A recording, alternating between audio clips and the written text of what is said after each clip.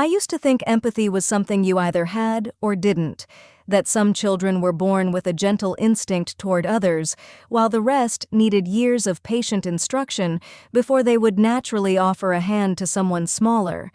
Then I started reading about what happens inside Japanese preschools every single day at lunchtime, and I have not been able to stop thinking about it. Picture a room of 20 children, ages 4 through 6. No teacher stands at the front directing. A 6-year-old girl is crouched beside a 4-year-old boy who cannot quite open his bento box.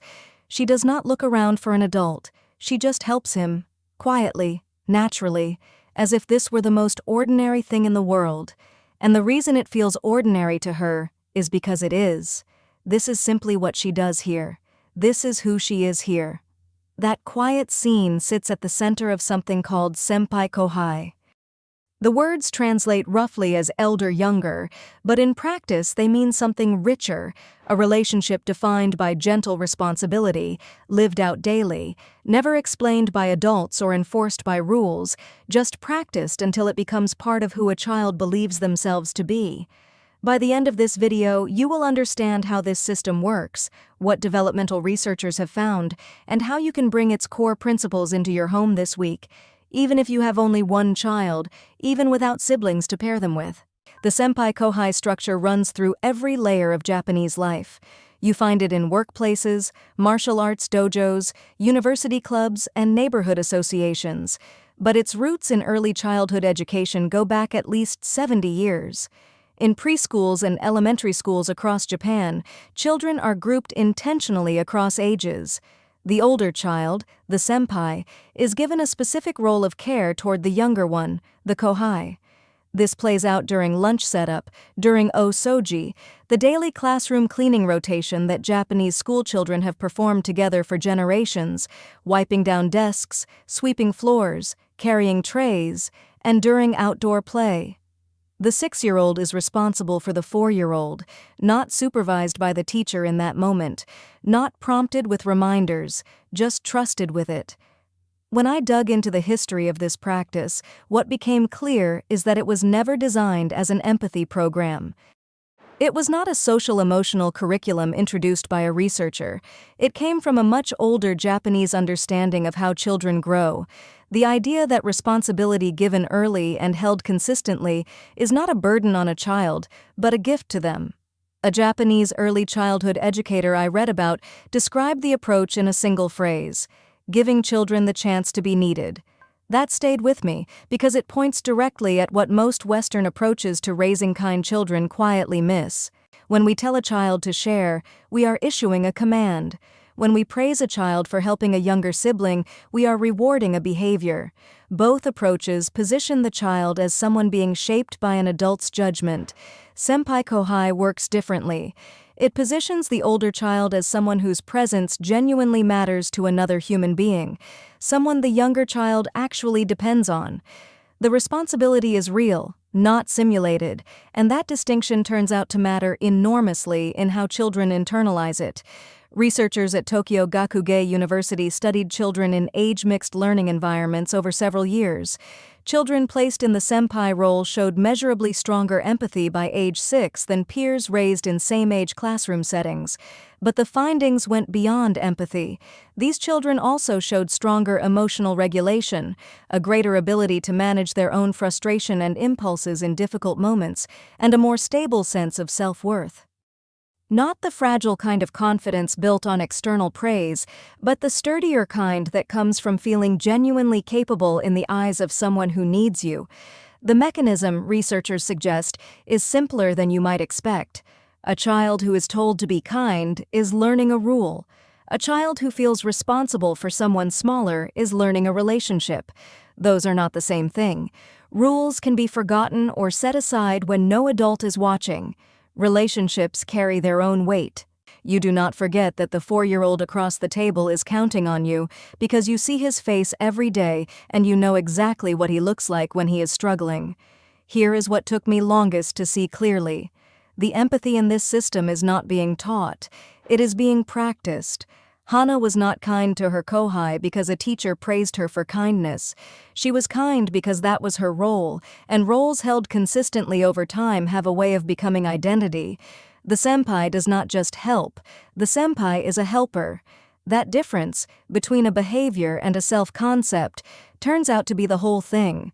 This connects to a broader Japanese educational concept called mimamoru, often translated as watchful waiting, or watching over someone with protective care.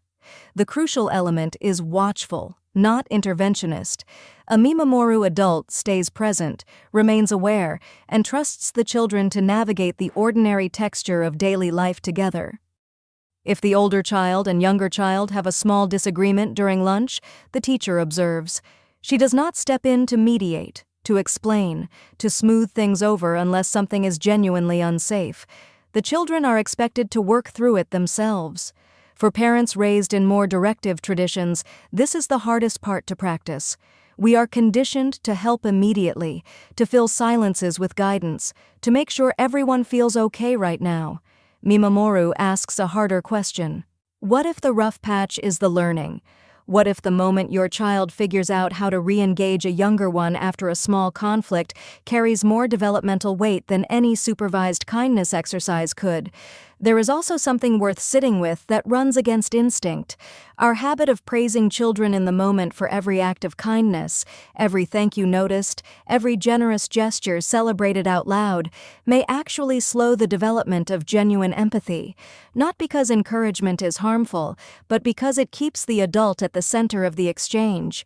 It teaches the child to look to us to know whether they did something good. Sempai-Kohai removes that loop.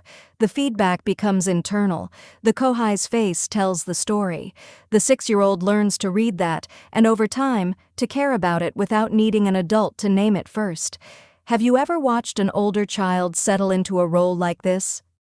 A moment where they stopped performing kindness and simply became it? If you have, you already understand what we are describing. If you have not seen it yet, that is exactly what we are building toward. So how do you bring this home? Researchers who have studied age pairing in Western family contexts point to 3 conditions that consistently make the difference, regardless of culture or family size. The first is a consistent, named role, not occasional help. There is a meaningful difference between asking your 7-year-old to help their younger sibling when you happen to think of it, and giving them a standing weekly responsibility. Sunday morning breakfast set up together, a bedtime book reading routine, shared care of a family pet. The key word is standing. The older child needs to experience themselves as the person who does this, not someone who occasionally pitched in. Naming the role matters more than it might seem. Simply saying to your older child, not in the moment, but at a calm time, away from the younger sibling, you are the one he looks up to, and repeating that quietly over weeks begins to shape the way they understand their own place in the family. The second condition is minimal adult commentary while the role is being lived. Step back, not out of the room, mimamoru is still watchful, but out of the verbal stream. No coaching, no correcting, no praising mid-moment. Let the relationship between the 2 children breathe. Your child will surprise you with what they can handle when they are not waiting for your cue to know they did well. The third condition is repeated time, not concentrated time. A single afternoon of big sibling bonding does not build identity. 3 months of consistent Tuesday evening reading sessions does. Sempai-Kohai works because it is woven into the daily rhythm of a child's life, not set apart as a special educational moment. The ordinariness is the point. The child stops thinking of it as something they are doing, and starts thinking of it as simply how things are. None of this requires a philosophy or a curriculum or anything you would need to explain to anyone. The children in those Japanese preschools are not being trained to be empathetic.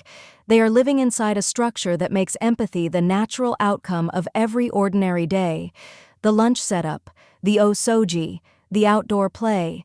It accumulates over months and years into something that feels less like a learned behavior and more like a character trait, because by then it genuinely is. If you try one thing this week, try this.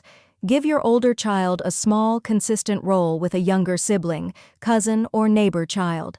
Give the role a name. Then step back and watch, not to intervene, but to notice what your child discovers about themselves when they feel genuinely needed. That is the senpai in them, waiting to come forward, and once it does, it tends to stay. We share a new video every week on the practices that have shaped childhood in Japan and across East Asia for generations. If this gave you something to think about, share it with a parent who might need to hear it today, and subscribe so you do not miss what is coming next.